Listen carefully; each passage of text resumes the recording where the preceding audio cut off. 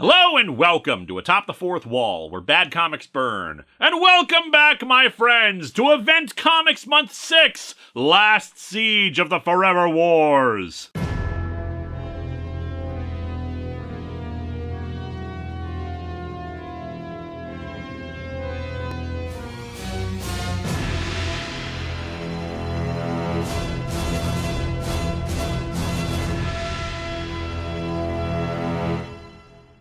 I have been looking forward to doing this event forever. It makes me so happy that you guys voted to do it.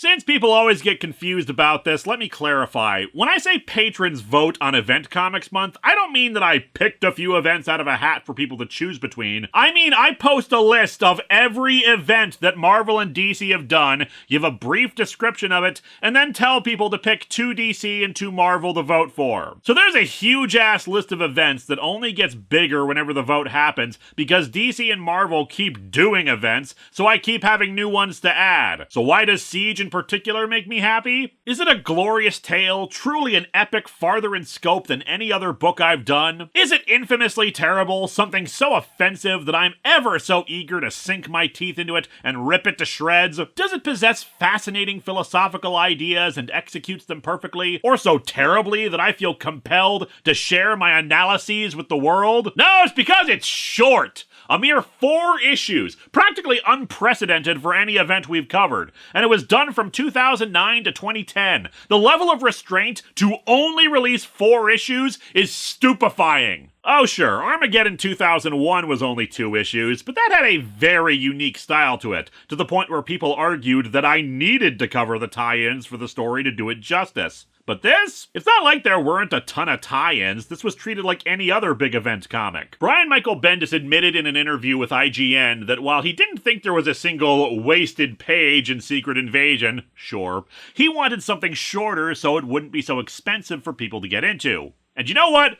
Bravo! Very good to admit, hey, maybe we should consider our customers' wallets when it comes to these big crossover events. So for once, they actually bothered to look at the event and determine how long it really needed to be. And in this case, it was 4 issues. And hell, a frequent criticism of Bendis is how decompressed his stories are, stretching out far longer than they should be. So if this really is just what is actually essential for the story, then hot damn, that's some tight storytelling. Or if it's the usual Bendis writing style, that will actually mean it's like 1 or 2 issues worth of story stretched out. So we'll get an even shorter video! Yeah, the excitement for shortness partly comes down to video length. I love doing Event Comics Month, but let's face it, some events are long and they produce long videos, and I'm currently on a decent streak of releasing stuff. This one notwithstanding, I lost an entire day to doing personal life stuff. Sure, not always perfect, but better than we've been doing before, and keeping videos under 40 minutes has helped that. Probably won't help the next 2 episodes, but hey, we're here for Siege first.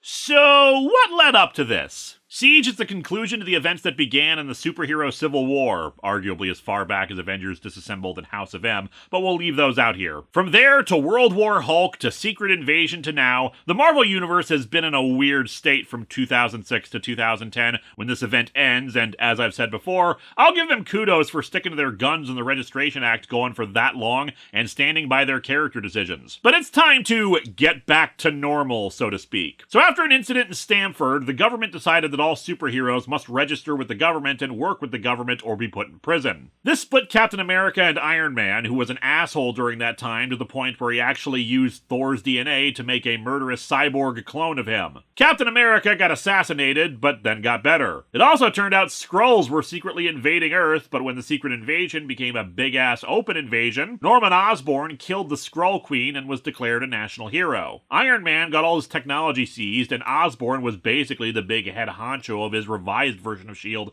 called Hammer, wherein he started his own team of Avengers featuring mostly supervillains impersonating superheroes. In addition, he formed his own cabal of powerful figures that he planned to use to acquire even more power, much like the Marvel Illuminati had formed and tried to shape things positively for the good guys with less than stellar results. This started the dark reign of branding in Marvel for a time, with the idea being the good guys were even more on the defensive as the villains seemed to be running things. But all was not lost. Thor, who was dead during Civil War, hence the whole cyborg clone thing, came back to life and brought Asgard with him.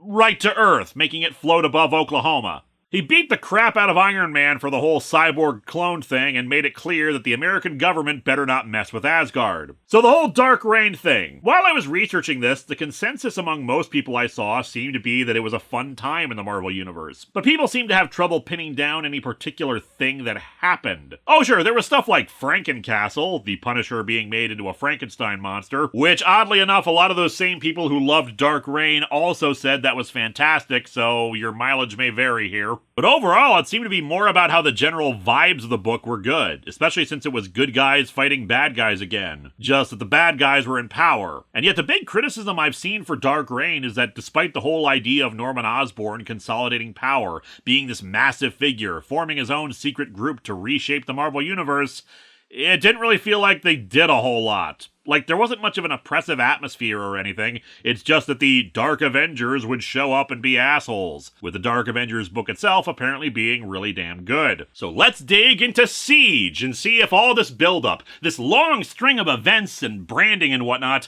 led to a satisfying conclusion.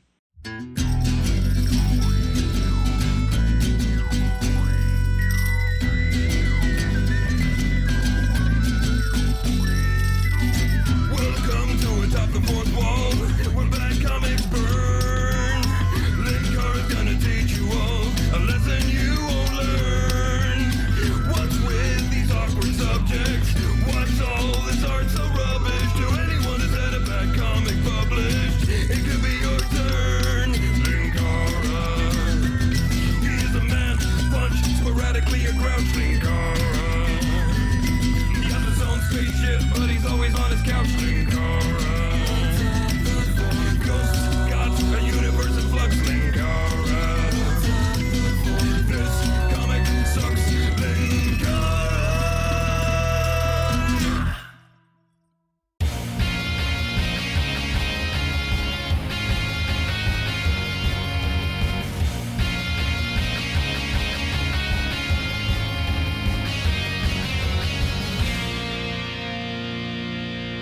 There's a prologue and a one-shot that led into this and are included in the trade collection, which we're reading from, so we'll go over those briefly. And obviously no covers because it's a trade, but overall they're pretty underwhelming in my opinion. In Siege, the Cabal, Osborn's little evil Illuminati completely falls apart due to various factors, but in particular when he threatens Dr. Doom. Norman is losing it, talking to the Green Goblin mask a la the Raimi movies. The only power he's been unable to have any hand in controlling has been Asgard. Loki, having machinations of his own, convinces Norman that their only chance to hold on to their power is to take over Asgard. The president rejects his proposal to attack it, so Loki encourages him to do the same thing that started the superhero civil war, an inciting incident that got people demanding change. And Loki is happy to provide such an incident completely disconnected from Norman, so he's not implicated. We open Siege with Loki and Osborn talking about such an incident, which Loki plans to be caused by the Asgardian Volstagg. I don't know who that is, Loki. He is a member of the Warriors 3. I don't know who they are. You know, for a guy who's supposed to be a genius and is running an intelligence organization, you are surprisingly ill-informed.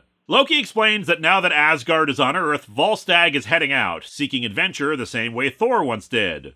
But Volstagg is not Thor and doesn't know a lot about Earth, thus they can manipulate him into causing something bad to happen. And indeed, Volstagg attacks and deals with a robber in a stolen armored truck. Though it does cause the truck to collide into other cars and explode. No one seems hurt, not even the robber, but it still looks a bit bad. Though that's just standard superhero fare. As such, Loki and Norman know they need something else to push things forward. One of the members of the Cabal is the Hood, a street-level criminal who wears a massively powerful magical cloak. Thus they get him to dispatch some supervillains to attack Volstagg and force him to use more and more of his power. Volstagg is knocked right into the middle of a football field, and unleashes his power, destroying the stadium, apparently Soldier Field in Chicago, and everyone in it. You know, this never would have happened if NFL Super Pro had been there. You have images of death, destruction, and madness.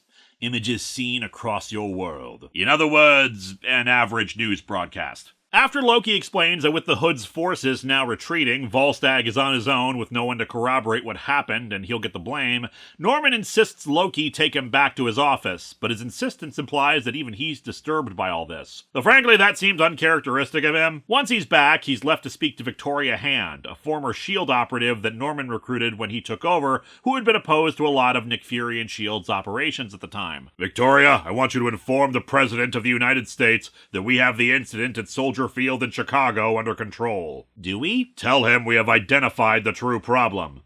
Don't you think that's something you should tell him yourself? I'm done talking to that man. But you have to, don't you? Assemble the Avengers and the full roster of the Initiative. We're invading Asgard. Even though I set up this entire situation to create the pretext necessary to get permission to invade Asgard, I'm just gonna go ahead and do it anyway without presidential permission. What was even the point of all this? I feel like we should at least have a scene where he tries to convince the president and he still refuses, wanting to wait further, and then Norman just goes ahead with it. This way, it just feels like the entire point of setting up the pretext for the invasion didn't matter. They are taking on gods, though, so Norman needs a little more support. In this case, from Ares, the Greek god of war, who, like Thor, is also a superhero. He's refusing to aid in the invasion, given his respect and friendship with the Norse gods, but Norman counters that their intelligence says that Loki has taken over, and that a madman like that can't be allowed to run Asgard, especially since it's now in the mortal realm. And Norman would know all about madmen in the mortal realm. If you are lying, I will cut your head off, armor and all. If you are not lying, but I have accidentally cut off your head thinking you were, then I shall reattach it, armor and all, and give you my sincere apologies. Norman, in the Iron Patriot armor, informs the Dark Avengers of his intention to invade Asgard, and Bullseye, dressed as Hawkeye, thinks this is suicidal. However, Norman entices them to stick with it by offering them complete clemency. You do this, your obligations to him are done. You can stay on the team or leave and go do what you want. Ares, being the god of war, is a little better at rallying the troops, speaking to a huge gathering of soldiers and the superheroes of the Initiative, which, as a reminder, is all the registered superheroes who undergo training to be a part of their state's own superhero teams. Although, given how some heroes end up dressed, warriors! That is what I shall call you, because today, that is what you are! I am a child in a miniskirt. But no, Ares gives the pep talk about how awesome they are and that history will smile upon them for what they're doing. However, the government disagrees on that, as Victoria Hand is informing the president about what Norman is doing and is refusing to get him on the phone to talk about this so he can order him to stand down. And she's ignoring orders from him too. Well, in fairness, her disobeying a superior officer netted her a promotion last time, so maybe this will get her a cabinet post. Thor was dethroned from King of Asgard because of shenanigans Loki had orchestrated already, so Thor's older brother Balder is currently in charge. Loki wakes him up, saying Midgard is attacking because of Volstagg's blunder. Balder thinks that this is just some game Loki is playing, but he tries to defend himself by claiming he'd just let them attack if that were the case. Balder is confident they can defend the place from anything the mortal realm can throw at them, but then the sentry flies straight through Asgard at super speed, the siege of Asgard officially beginning. Ares is up front, confronting the first wave of guards. Lord Ares, what madness! Stopping you, Fandral, before you do more damage to these good people. By the heavens, Fandral, stop hitting yourself! Stop hitting yourself! The people of Broxton are of course nearby and watching all this go down, news crews also being on hand because of the incident with Volstagg. And who else happens to be here but an unconscious Tony Stark, Maria Hill, and Dr. Donald Blake, aka Thor's civilian identity. I admit, I don't actually know what the lead into this was with these characters, but yeah, they've been on the run for a while now and they see the attack on Asgard. Hill thinks this is about getting Tony, but Blake says if that were the case, they'd be attacking the town, not Asgard. Still, he needs to go and help his people, so instructs Hill to get Tony out of there. Blake transforms into Thor and tries to go right for Osborn, but Sentry intercepts him. While on the ground, Osborn instructs some of the others with him to pile onto Thor. Just keep blasting him with everything they've got. And it works. The news reports that Thor is down, and watching this go down is a very angry Captain America. God damn it, they interrupted Real Housewives for this? That brings us to issue 2. Ares and Balder are fighting one another, the latter asking, dude, what the hell? Ares repeats what he was told about Loki being in charge and Asgard not belonging here, but not only does Balder remind him that their respective fathers willed this to be the case, but Heimdall comes in to say, dude, Loki isn't on the throne, Balder is. I'm the All-Seer god of war. This you know. I say to you this. You've not protected us from Loki's madness. Instead, you've brought it to us. I only speak truth, Ares. And because I only speak truth, you know I can just make your head explode by saying to you, I am lying. So you know I'm not BSing you here, man. Ares looks at the situation and, very quickly realizes Osborn was full of it. Speaking of, Osborn stands over Thor. Thor, my name is Norman Osborn, and you are under arrest for treason against the United States government. Ah yes, Thor, that infamously American citizen. Norman, are you channeling Bandit Keith? Every country in the world belongs to America. Before we can try to take Thor into custody, though, Maria Hill shows up with a rocket launcher to blast Osborn back, then instructs the driver of the truck she commandeered to drag Thor onto it so they can make their escape. Thor summons the strength to help knock away the other Dark Avengers before collapsing again, allowing us to cut over to Steve Rogers rallying his own troops. I know I've been away for a while, but now I'm back, and I look around, and I can't stand what I see. I mean, black backgrounds for panels? This is an event comic, for God's sakes. We can do better than that. I know not everyone here sees eye to eye. No offense, Nick Fury. And I know we've had to go as far as defend ourselves against each other. But if you came here tonight, if you chose to stand up and be counted, then I think you agree with me. And if you're actually here for tabletop night, sorry, we rescheduled for next week. It's time to take back our country. And defeating Norman Osborn equals taking back our country, I guess. I don't know. I was dead for a while, and my head's still kind of screwy from that. Our friends and allies are being attacked, many killed, and we're gonna go do something about it. Are you a bad enough dude to rescue the God of Thunder? So yeah, these 20 or so people, I guess, are enough to save the day. I don't know, it's not a bad speech, but for what's supposed to be a massive assemblage of heroes, it feels a little underwhelming only having this many. And I know this isn't a living room, but it also feels weird that Nick Fury is just kind of slumped forward on the couch. Back to Asgard, Osborn is sending Daken, Wolverine's son, out to search for Thor and Maria Hill, giving him permission to tear through the town. But Osborn has other concerns right now. Namely Ares, who has come to fulfill his promise to take his head off. Problem is, the Sentry is still around and is able to go toe-to-toe with Ares. And fight scene! And unfortunately, it's one of those modern fight scenes that's more about high-impact shots rather than a flow from panel to panel. So while we get a few decent moments, like Ares, I think, managing to slice at Sentry's side, it's not really as good as it could have been. But now it's time for gratuitous violence that I have to censor for YouTube's sake. Ares is literally ripped in half, his organs spilling out and everything. Jesus Christ! In my opinion, this moment is kind of important, but it also could have been censored without going that far. This isn't a horror book, for crying out loud. Like, the moment needs to be there to remind the audience that the Sentry is crazy powerful and so dangerous that he can do that to an actual god.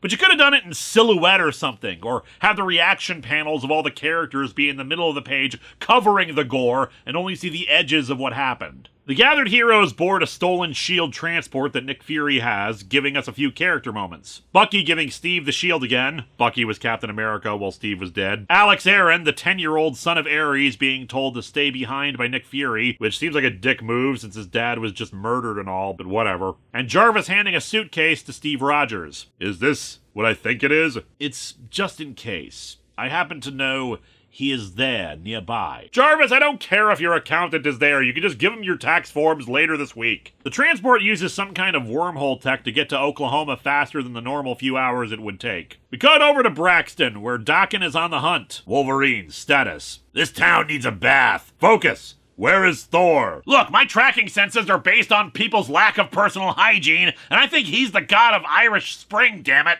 He finally locates Thor, who zaps him so hard with lightning that his skin is jerkied. I will not run from you, Osborn, nor your minions. I will not hide. I will defend my home and the home of my father with my very last breath. And I will electrocute Daken as many times as it takes for you to get that message. Osborn tells Sentry to go deal with Thor, except Taskmaster contacts him and tells him that he might want to turn around. And here's a wonderful occasion where Bendis' decompressed storytelling is very, very satisfying, because we see Captain America's shield reflected in his armor, headed right for his face. Honestly, the only disappointing part of that is that this is the end of issue 2, so originally you'd have to wait a whole month to see the impact. Hell, issue 3 doesn't even start with the impact. We cut to the Situation Room in the White House, where the president is fully informed of what Osborn has done, and he's now ordering the military to go in and arrest Osborn for treason. But yeah, enough of that, let's see that shield clang on Osborn's face. And big fight scene between the heroes and villains. And unfortunately, bigger fight scene erupting in town as Sentry has come for Thor. And he's speaking in a black word balloon. As a reminder, part of Sentry's deal is that he's got an alternate personality that's a Lovecraftian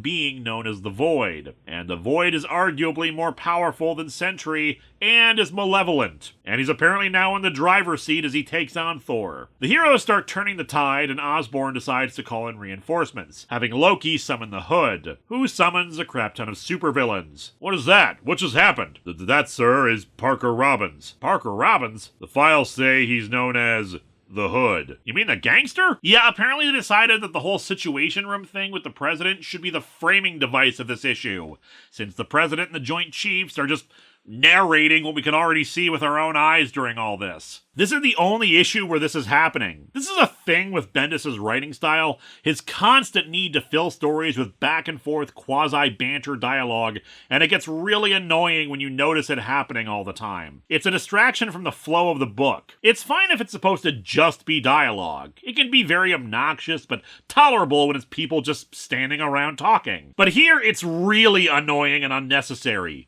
We can see what's happening. We don't need commentary from people whose faces we don't ever see. The Scarlet Witch's son Speed soon arrives at Maria Hill and Tony Stark's hiding spot with the suitcase, almost getting shot by Hill until Tony tells him to bring it to him. Back in the Situation Room, a general is advising they carpet bomb the whole area and Asgard, saying that Norman Osborn forced the situation on them and they should just kill them all and let God sort them out. I'm the government. I'm the government. I'm the reason nothing works.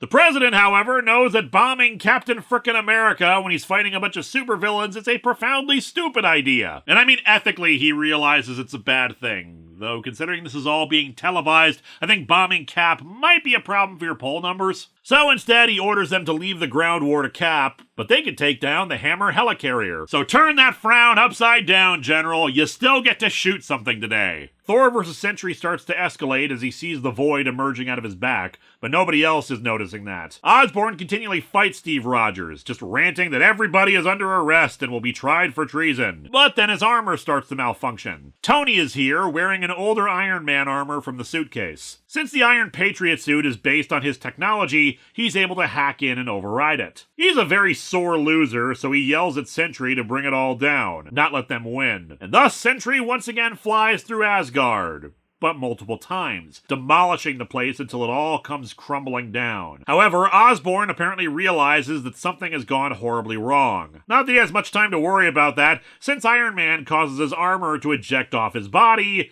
revealing that he has painted his face up like the Green Goblin. And since there are cameras and reporters in the area, everyone gets to see how Norman Osborn is nuttier than a payday bar. While some of the Dark Avengers realize the jig is up and start to flee, Norman starts ranting that they don't know what they've done. Spider-Man decks him, and honestly, that's gotta be, like, an entire year's worth of therapy for Peter.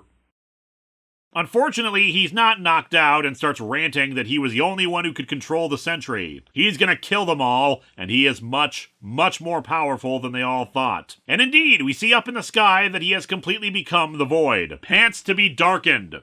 Or in Osborn's case, painted green. Final issue time! Loki narrates for us as the Void starts attacking the heroes. Loki's plan had been to play both sides against the middle, make Asgard emerge on top of it all, and rule this when all was said and done. But now Asgard is in ruins, and the Void is a monster he didn't anticipate. As such, he quickly gathers the Norn Stones, very powerful mystic items in the Marvel Universe that he had used to empower the Hood, and sends that power instead to the heroes. I think we're getting a second chance, Iron Man. I'm a big fan of those. And a second chance is all the mighty hammer of Thor will need. Also, it fixed up my costume a bit. It was a lot more damaged in the last issue. The heroes counterattack and the villains flee, but the Void senses what's the cause of all this and attacks Loki. Loki apologizes to Thor as the Void annihilates him, apparently halting the power of the stone to them. Came back to life almost immediately as Kid Loki.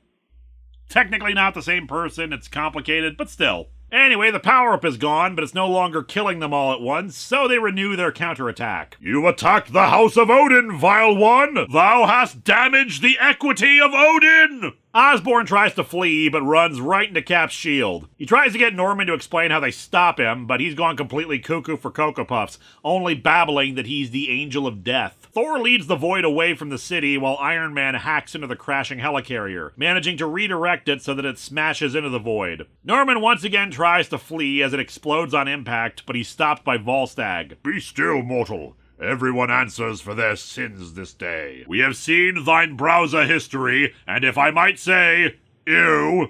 The Void returns to Sentry's civilian form, Bob, who begs them to kill him. Thor says they won't, that he's gonna live to do penance for all he's done, but he says no, he means they need to kill him because the Void is coming back. And indeed, it emerges again, with Thor just barely managing to smash his hammer down enough to finally kill him. Dead for 3 years, then kept on dying and resurrecting a few times.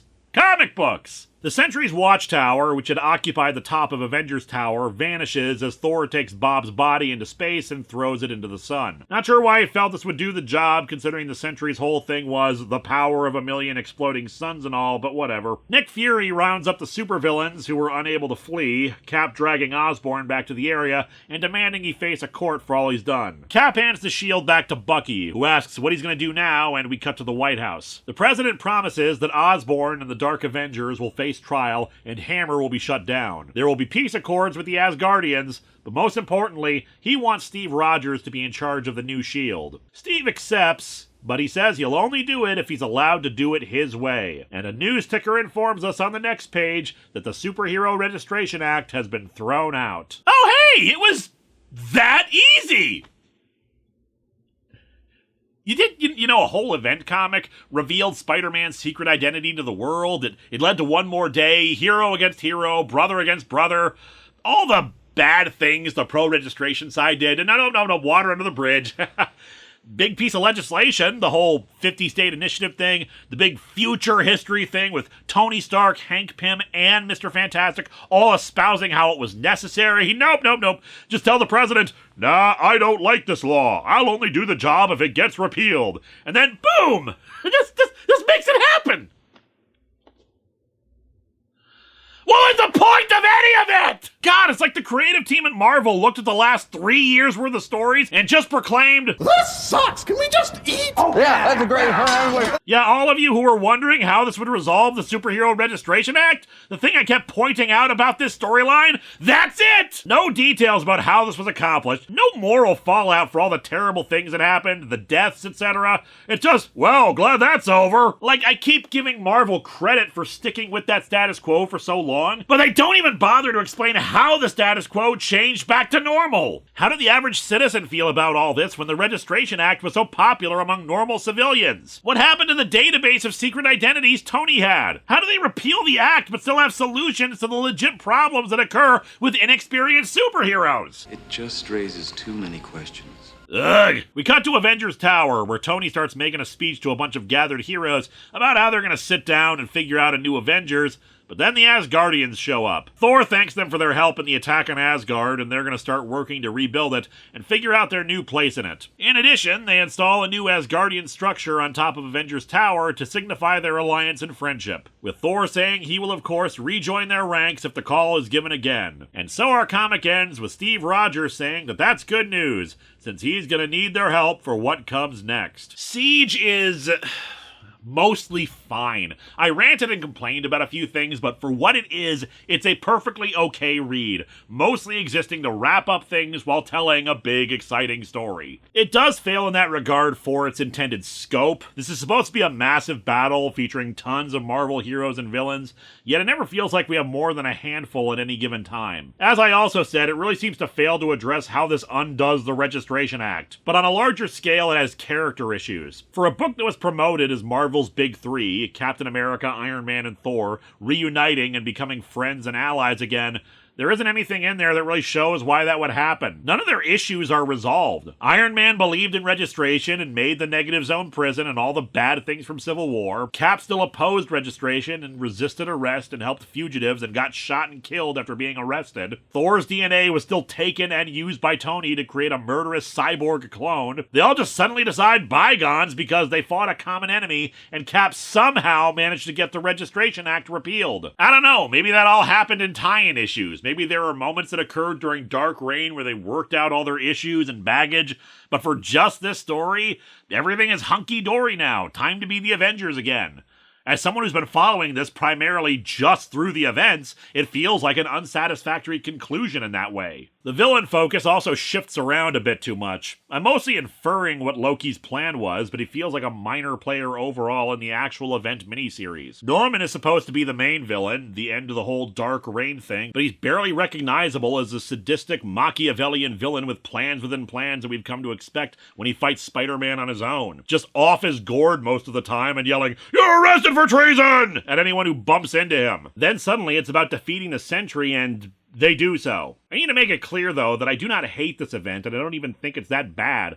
Keeping it focused like they did helped make this a very breezy read, more so than a lot of events we've covered, and it's satisfying to finally see the bad guys be the ones getting their asses kicked, instead of more heroes fighting heroes. And being so short keeps it from overstaying its welcome, at least. But as a result, it also feels like it should have been a lot more than it actually was. As for the fallout of this, not much. In the wake of Siege, Marvel started the new branding called the Heroic Age, which relaunched the Avengers, again. Norman Osborn was put in prison, again, leading to various shenanigans there where he worked on orchestrating his release and trying to make Dark Avengers, again. Thor would go on to unite with Kid Loki, who I mentioned earlier, and the next big event comic, Fear itself, would also be themed around Thor stuff, but overall, Siege is more remembered for the ending of things rather than the start of something new. It was basically a way to wipe the slate clean, and it seemed to accomplish that. Next time, Event Comics Month heads back over to DC and the New 52 for an event certainly focused on bad guys, Forever Evil.